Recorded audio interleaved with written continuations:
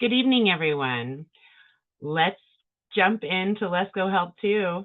We were talking about it as we gave everybody a moment to join in, and we have temperatures from almost 90 degrees to down to, what was it that you said, Benny, at this time now?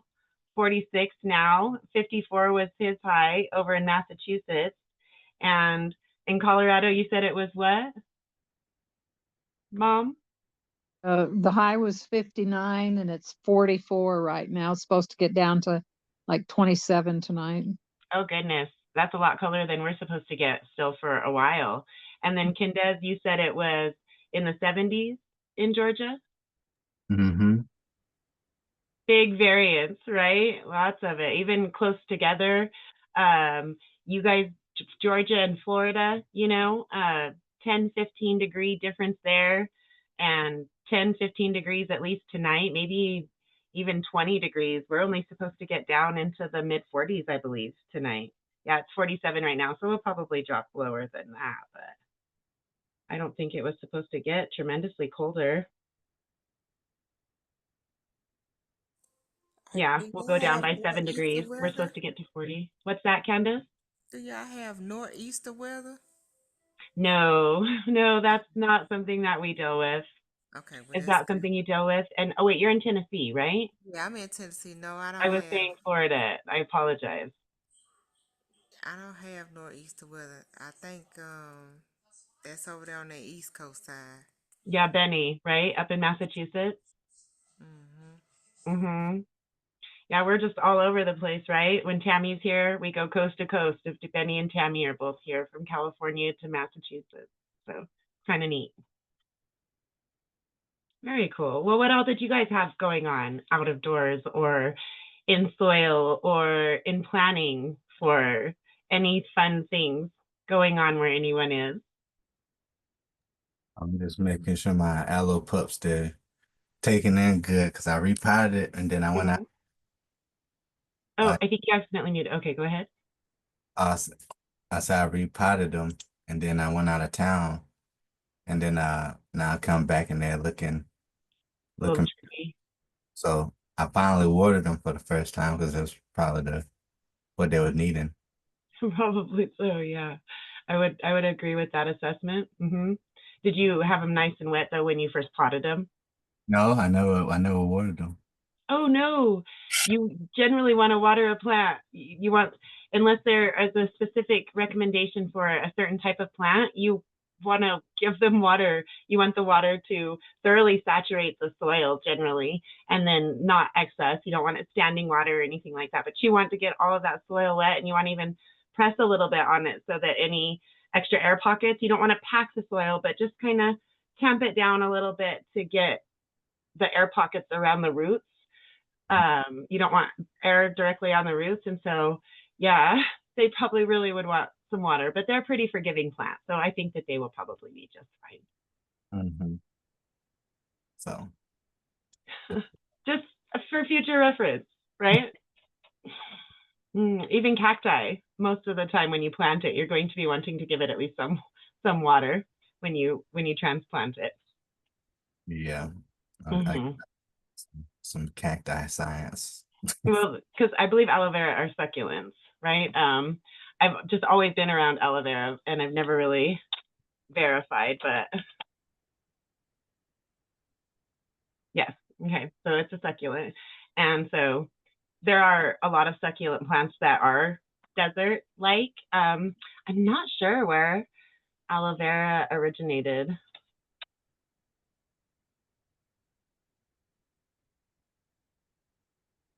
Okay, the Arabian Peninsula and tropical Africa. So pretty hot, but also with some moisture to it would be my guess, right? It's been cultivated and used for centuries, and it's just grown all over the world. But no, it didn't come from any of our deserts, right? You can see there's some desert element to what they have going on there, but also tropics at the same time. So, or maybe that's just that's just a picture of somebody's aloe vera. That's not necessarily there, but the Arabian Peninsula and tropical Africa. So Say interesting. Go ahead. that was a huge aloe vera plant. Yes, definitely. And it's out of doors, right? So it's gonna be in a warmer area. But now you can see that it's just all over.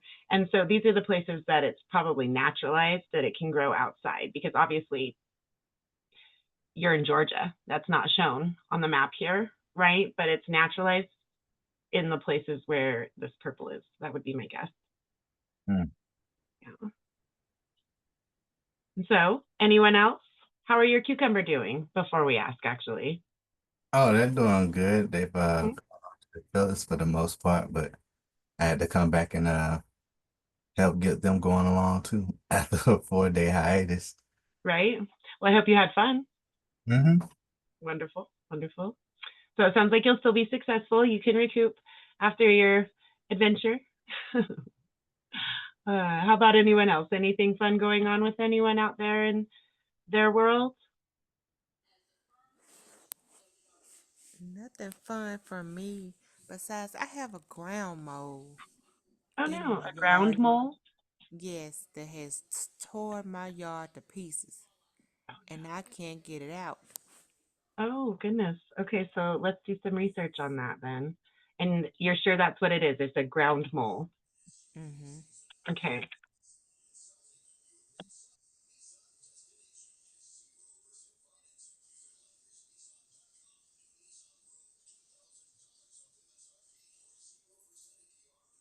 I There we chewed go. the Repellent sounds good. Natural repellent.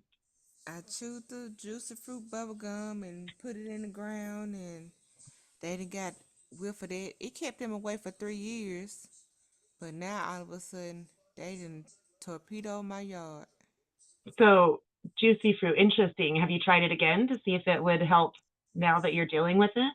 I did. They won't go to that spot, but they Well, in it's there. saying castor beans. These are effective but poisonous, so they should not be grown near children or pets. Okay. I wonder if you could order castor bean plants online. I never even heard of that. It makes castor oil, see? Okay. I have plenty of castor oil. Well, and that might be something to try. We can research that next. Okay, so yeah, you can definitely go and you can buy this and put it out. In Tennessee, you could put it out right now. Whether it survives or not isn't even your concern. You just want it to be a deterrent to this Okay. pest. Okay. And so now let's just pull up another tab and just make sure our castor beans invasive, just to make sure, right? I do not believe they will be. Oh, goodness. Okay, parts of the United States. It is a noxious weed that outcompetes native vegetation. Where is it? Where are, I'm afraid it's going to be in your area, possibly. Southwestern, southern and southwestern United States, particularly in California and Florida. So if I'm Southern. did it, right, so they have holes in your yard. You Yes. could keep it in a pot and dig out their hole a little bit more and put the pot in the ground right there. And you could do that in several of their holes and see if that had some effect. Now let's look at, is castor oil effective in ground mole repellent? Is it as? Okay, there you go. Okay. Well, I have To be plenty of that. effective, it must be applied thoroughly and reapplied regularly, especially after rain or watering, and can be made into a do-it-yourself solution or purchased as a ready-to-use product. Very cool. Thank you. Here we go. That's from a chemical company. Let's not use that. Backyard Boss sounds a lot better for our purposes. All right. Use castor oil to repel mold. There you go, my dear. Thank you so much. Absolutely. I'm so glad that we could find a relatively easily applied solution, right? And that's very cost effective. Yeah, that is also very true. Yeah. Oh, they're so cutely ugly. Oh, I wouldn't want to step on one on accident. Ew. That would not be fun. Oh, When whoops. I You know tell what? you, I apologize. Go ahead. they like if you're walking, you can almost break your ankle because you don't know that they have tore up the Made a hole. grass in it. Yeah, so Mhm. you have to be very careful walking in the grass right about now I'm because sorry about it's that. terrible. Well, there you are. All right. So, and then let's just do one more little set of research. And I want to say, are there environmental consequences from using, oh, then I had it for a second. Castor oil in ground mold repellent. Wow. Did you see how much that had advanced? I'm really impressed. No, using castor oil and ground mold repellent generally has minimal environmental consequences, as it is biodegradable and does not leave harmful residues. It is considered a safer, eco-friendly alternative to synthetic chemical pesticides because it doesn't poison the soil, water, or non-target wildlife, although the plant from which it's derived, the castor bean, is highly toxic. Okay, so very cool, very, very interesting. I think we probably all learned something tonight. Good I know. question, I Candace. appreciate you. Thank you. Absolutely. Anything from anyone else at all? Definitely fun. Not fun for your yard.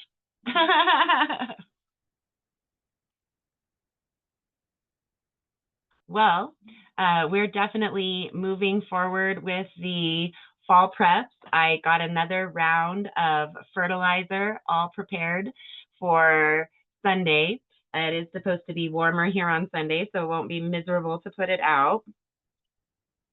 It's supposed to get up to 72 here on Sunday. It'll be our probably last nice, actual, truly, fully nice day. We'll have some 60s and stuff, which is pleasant, but 72 is awfully nice, right?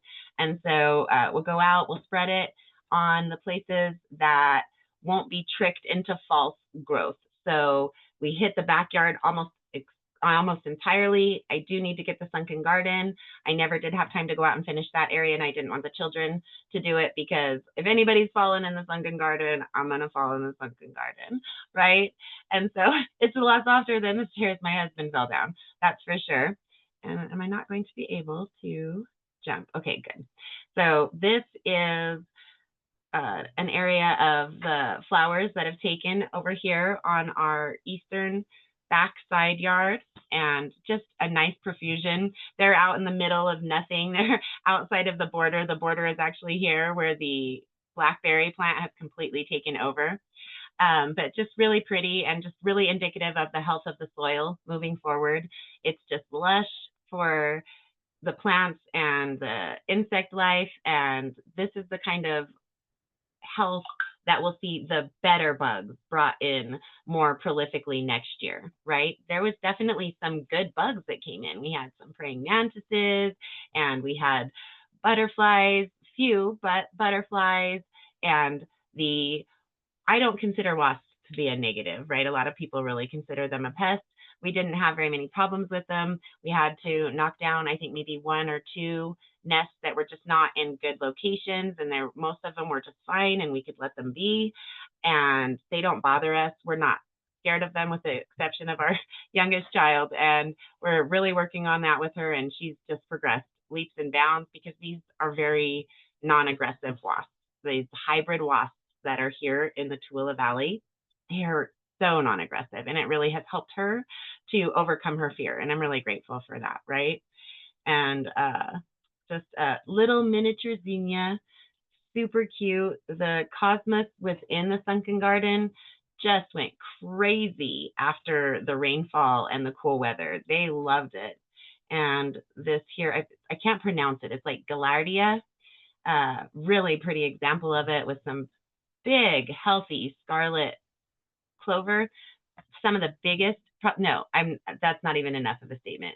The biggest clover heads that I've ever seen are in this backyard. And we grew clover a lot at the last rental place and had a lot of success with it. It was really nice, healthy clover in a lot of parts of the yard that I had to essentially bring back to life there as well. The backyard was pretty well devoid of any active life, and they got to be prolific and beautiful. Nothing to the clovers that are here. And I'm really grateful because over there, they had the biggest black widow spiders that I have ever seen in my life.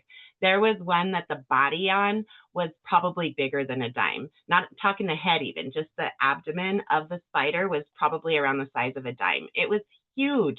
And there were others that were close to as big. I've never seen such large black widows. One of them came when we first moved here. It came crawling around. We obviously brought it here, and all I saw were these horrible insect legs that just came around like some creepy monster grabbing a hold of the edge of the bookshelf. And oh my God, and I immediately just took off my shoe and whacked it, right? I try to be really good, and we caught a centipede the other day, and those are the venomous, the centipede. We had to go look again because it's just, for me, so hard to remember. The ones with the bigger segments on their bodies, right? The centipedes, they have pinchers and they move really fast. And oh my gosh, it was all I could do to get that thing outside. So, you know, I go out of my way to try, but black widows, that's where I just draw the line, you know, and you can't catch flies to release. So they die, unfortunately, inside the house, right? We try to keep them out and try to shoo them out if we can, but those two creatures just don't make it long if they make it inside the house. And so really a lot of fun though, and just these cosmos. And of course I'm cutting out all of the rest, because when you're initially rewilding something, again, as we've talked about, if you're not going to bring in a lot of extra soils and compost and chemicals and all of this, then you are going to have a time period where it doesn't look as pretty, right? There's spots of beauty, certainly, but it's a healing process, and healing is not always a beautiful process. And so these are a new type of mushroom that have appeared. We've had very nice mushroom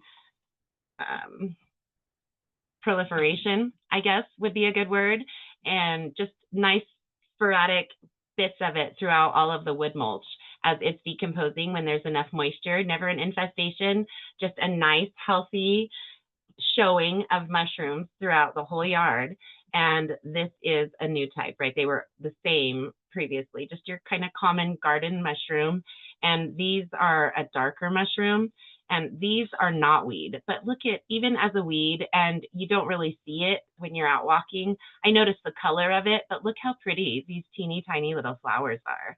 Just actually very cute, pretty little flowers.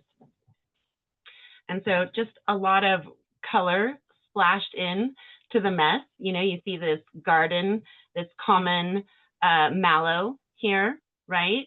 It's all throughout it, but it's all showing life, and it is all so healthy. We could absolutely put in garden plants, whether we wanted, you know, flowers or vegetables and fruits, into a large portion of the soil where you see this kind of life, and it would have a good amount of success, especially if we did anything to add on to that when we were actually putting it into the soil, right?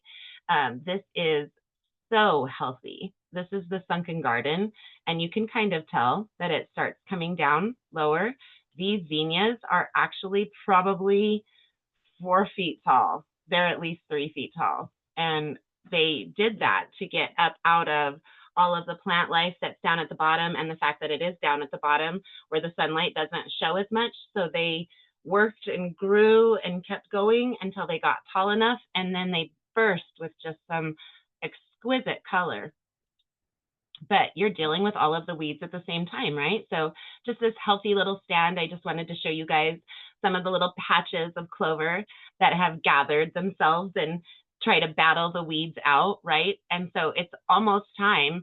In fact, this weekend or next weekend, we'll be going to get big old bags of clover and a multi-mix for clover and a multi-mix for the grass, a drought-resistant grass mix. And we're going to put clover in the grass out front. We won't put any grass in. We'll just put the clover in the back. And the whole yard will just get bombarded with these seeds so that it's ready to go in the spring. And so this is an actual cultivated mallow here. And you can see it's kind of closing up for the night and just elegant and beautiful amidst all of the ruggedness of what these weeds are in this area. This is kind of all by itself within some very healthy surrounding areas. This little area on the back side of the berm didn't do as well, but this one little mallow, it's the prettiest mallow that came up. Most of them put out a couple flowers and then they died, which was still very wonderful and successful. But this little guy has just trooped on through most of the end of the summer and now into the fall, and it has just put out some beautiful little flowers.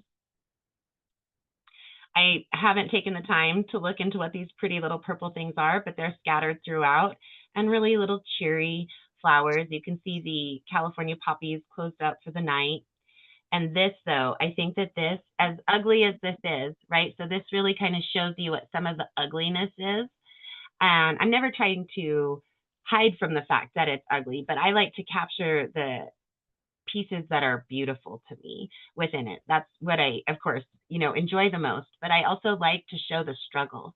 And this really shows the struggle, and it also, surprisingly enough, shows the success. So this is our primary swale and berm over here on the northernmost side of the property.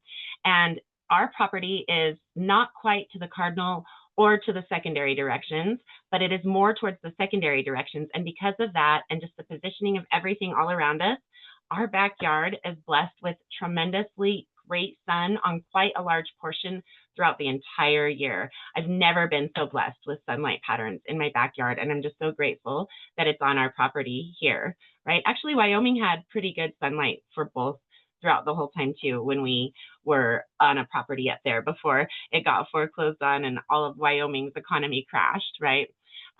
So this is, I'm pretty certain, alyssum, and I love it. It's very softly scented. You can get honey scented alyssum, and this did not show up at all, right? I did not plant any late seeds in the late part of the summer, right? We talked about that in here and probably in our Monday class as well.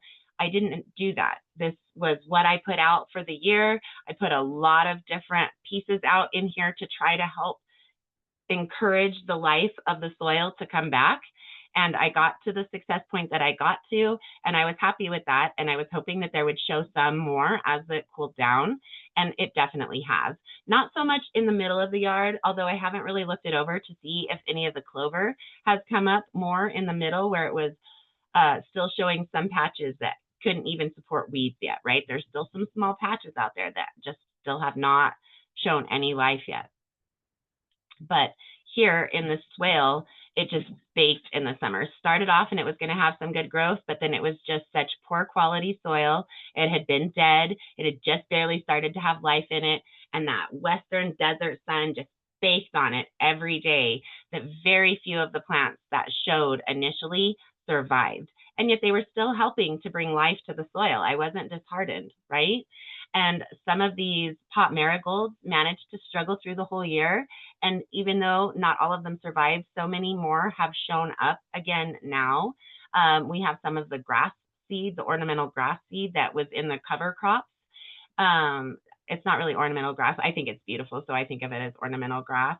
And you can see the clover and a little bit of the amaranth. Just a few of the amaranth survived on the more easterly side. But as you go along, and here is a bigger view, right? So this is the area that almost all of this, you can see some of it, yes, has died now, but this all came to life. This was all dead soil when we got this property last year. And you can see just how filled the swale is with that alyssum, and it goes all the way to the end.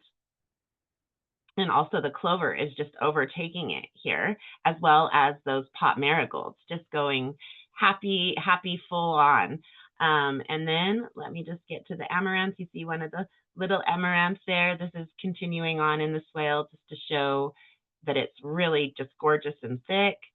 And then you come to the amaranth here at the end, and there is just so much available seed for me to spread throughout that swale.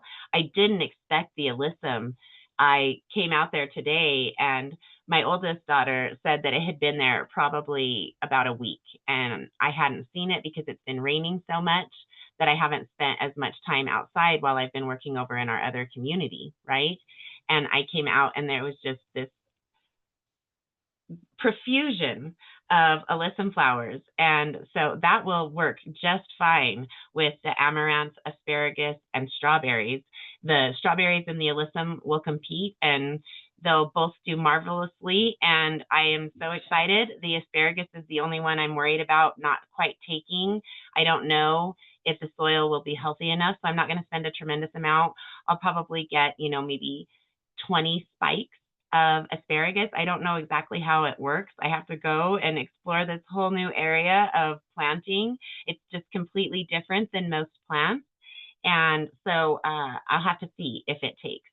And if it doesn't, I would imagine it would definitely take next year. And so that's what bringing life naturally back to, again, some small amendments, doing the soil structuring, the bit of mulch and like peat moss and stuff that I've played with a little bit more for experimentation than healing the soil, but that has been added in. There's been a little bit, the seaweed fertilizer, but overall, this has been a simple matter of taking wood chips that were going to be put into a landfill and putting it all over this dead soil and then throwing wildflower seeds out there and cover crops and hoping for the best because it takes time. It's not an instant gratifier, right? Instant gratification does not come in a healthy pattern. It has to take time and you have to learn what works better and what doesn't. And you have to replan and then you have to redo the same kinds of things, usually for 2 or 3 years at a minimum on a piece of land that has been abused to the level of dead soil. If you love it like I do, it really isn't that much of a burden. If you like order as much as my husband does, it's a little bit more of a challenge, right? He really appreciates the process, he understands it, and he respects it, and he supports it. It doesn't mean it's not hard on him to have to deal with the messiness that it is. And one of the things that he's as fond of the most, probably, I would say, within this whole gardenary structure is that Nicole Burke says you have to have borders, have to have borders, have to have borders. And so this is going to be a real interesting challenge. And I hope I get a chance to talk with her again and ask her, how do you picture putting a border on something like this, right? And I'm thinking, because what it is this is a dip down where you see the white flowers, and then it's a little hillock up, right? And so on the back side of that little hillock, that berm, that's pretty easy. I figure we'll take some of the aspen, if we have enough of it, to make the little short cuts and then bolt those together in little runners, and it'll look really pretty and eventually just decompose in with the other material there, right? But how would one go on the dip down? Does it even need it? Because like she used to put her garden beds, she'd have them fully delineated as the soil and all planted and everything, but she didn't put a border and people trampled them and gardeners mowed them. And she had all these problems. And that's why she's like, borders, borders, borders. Well, I respect that. I've had similar issues myself, but it wasn't my property. So I didn't equate it to the same thing. However, I can definitely see the worth. And when I'm going out and I'm consulting for other people, it's not going to be my thing, right? So would you put a border on a swale? And so I hope I get to ask her about that. I'm going to try to attend one with the garden coaches, not with Nicole herself, but with the garden coaches tomorrow morning. Oh, and then that is the end. That goes back to the last property. And that is after we did a ton of work to get the soil healthy in the backyard there. It was all dead soil here, all dead soil behind this fence right here. And we did the same basic process there. And we didn't get the free mulch. We didn't yet know about getchipdrop.com. Yeah, getchipdrop.com. We didn't know about that service. And so we brought in more outside resources to that property because, well, the wood chips that we had brought here were outside resources as well, but they were going to go in a landfill, right? We purchased outside resources as mulch and soil to put down there. If there was even some area that had some sort of toxic soil in it, it was beyond dead. It was actually some sort of substance that was toxic to plants. And I didn't realize that at the time, but I planted sunflowers right there. And they actually plant sunflowers in areas that have been polluted with heavy toxic runoff and things like that. And the sunflowers pull it out of the soil. And so they didn't do well, but they did grow there and they drew those toxins out. And then again, and now that garden is overrun with wildflowers, right? Because they keep reseeding and it's a small area. And so I don't know what the new renters have done, if it's even still allowed to live, but it was profuse with how much life was in that little garden. We had to put borders there to hold the wildlife back, right? Because again, I'm bringing it back. So I bombarded it. The first portion, it didn't take there. The second part of that season, it started coming in. And then from that point on, those that did come in during the second area, just like these are coming in more prolifically now as the fall is going in, those reseeded and it just went crazy.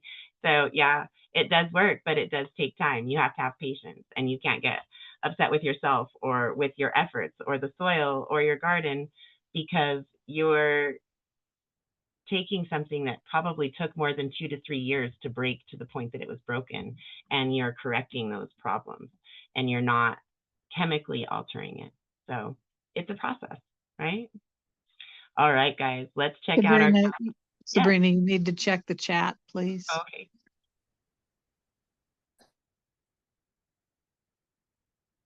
Oh, goodness, Benny. There have been articles. He says, I would love to see what I can plant around the season right now. So it all depends on what you want to do, Benny. Do you want to do like what we're going to do and be ready for next year's growth? Or are you trying to do something right now? I just pulled up an article today, and I haven't had a chance to go over it and share it with you guys. I know I don't have many posts going out, and I'm behind on that. I do apologize. LH2 kind of monopolized my world there for a few weeks. Let's see if I can find it quickly. This is more towards something to do overall. I pull up so many of these articles to go through for you guys and for all the different areas. All right, so no, I'm not seeing any of that. So let's check out our recent, in fact, what best place would be to jump into gardening hacks and check out some of the recent articles that have popped up. All right.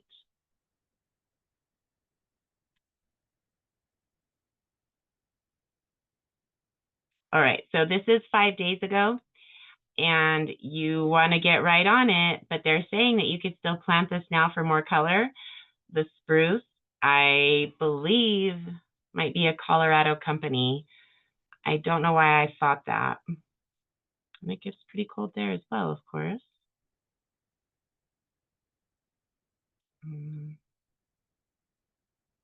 Let's see, about us. Let's see where they're located. It even says. No, I don't know why I thought that, but probably just because I love Colorado blue spruce, right? So, okay, so this is saying plants that you can, okay, all the way to the bottom, that's why. You can still plant now for fall color, and plant now for more color through fall, as they'll survive winter too. All right, so let's check it out. Low bush blueberries. And from my understanding, blueberries grow pretty well in your area, Benny. Wintergreen, right? And so they've actually started saying that it is better to plant bushes and trees like that in the spring. That we used to think the fall and the spring were relatively interchangeable, but they go through transplant shock and then they go right into the cold dormant season. And it isn't as ideal, but it still can be done and has been done for untold numbers of centuries, would be my guess, right? And so you have sedum. It's not one of my favorite plants. Sweet woodruff, I believe, has a really pretty smell, soft but pretty. I think I might have some of this creeping along in the backside yard here. Foam flower, those are pretty. Creeping thyme, that is some really sturdy stuff, Benny, definitely. And Benny, what is your zip code really quickly, if you can throw it up there in the chat? 02703. He probably knew and already had it. Okay, let's get it. So,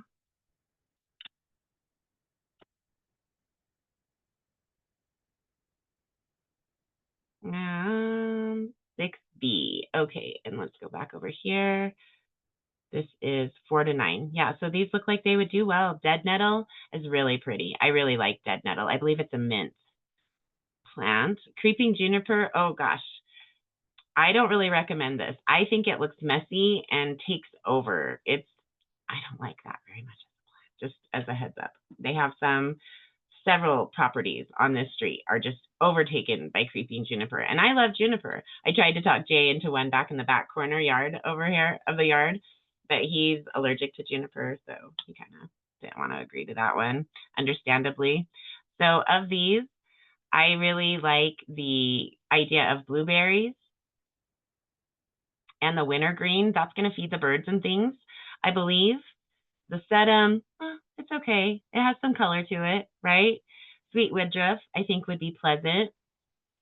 That's that Virginia creeper. Again, I think that it would probably feed the birds. Foam flower, pretty. Creeping thyme, another great option. Dead nettle is one of my favorites. And so there are a lot of really good options on here. So I will definitely tag you in this article, Benny. And thank you for letting me know that, Mom. All right.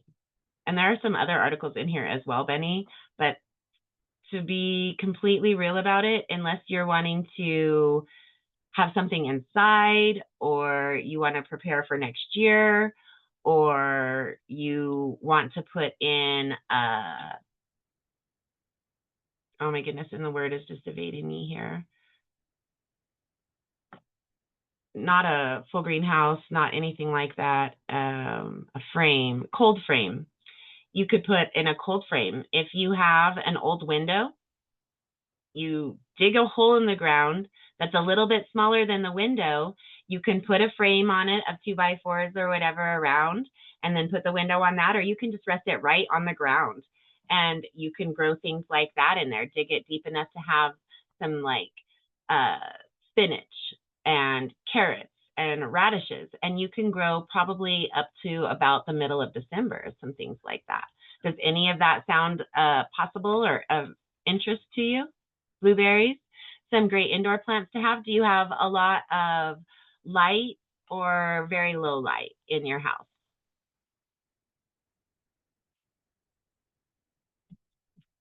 I'm gonna wait for him to answer in the chat. Decent light. So you have a good amount of variety. Herbs are a great thing to grow indoors, and they're very forgiving as well. So herbs are an excellent idea.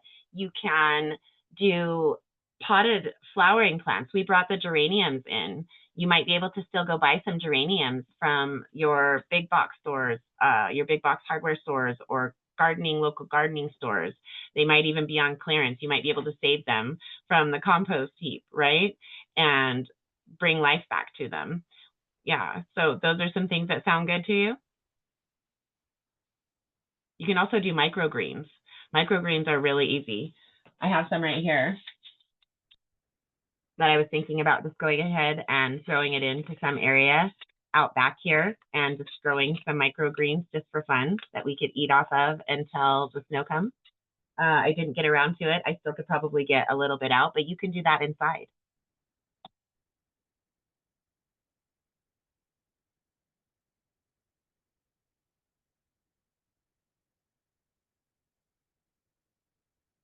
All right, looks like that was, all right, excellent. And so these, you can't go get them right now at your Dollar Tree or whatever it is that you may have in your area, but I got these at the Dollar Tree. And they have, this is a hot mix, and there was a not hot mix, mild mix. So the mild mix has 20% each of the following: Cabbage Red Express, kale, lacinito, mustard tatsoi, black knight, cabbage pak choy, mustard mizuna.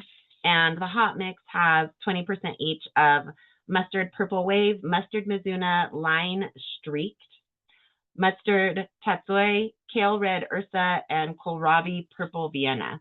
And you get all of those in each of these little packs.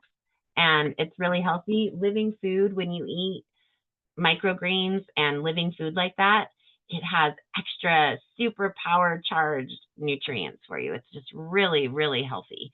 And they're really easy. You take it, and so your instructions are just, right here for indoor growth. Sow indoors in seed tray or container. Maintain even moisture and do not allow growing medium to dry out. Just like when you start any seed, right? You don't want to let those babies dry out. A heat mat can aid in speed of germination. After seeds have sprouted, place seedlings, goodness, I apologize, in a sunny south-facing window or under a grow light. Water regularly, and you can just harvest them and eat them. It takes about 14 days, 14 to 15 days, and you can start harvesting from your microgreens. So at any point, any of us can do that. You don't have to have a ton of light for that. If you don't have good light, if you get any light at all, it will germinate. That seed mat will make it germinate, and then just eat them. And before they're lacking that sunlight, you're eating them. So it's really a very easy way to start doing something that you can harvest in about 2 weeks.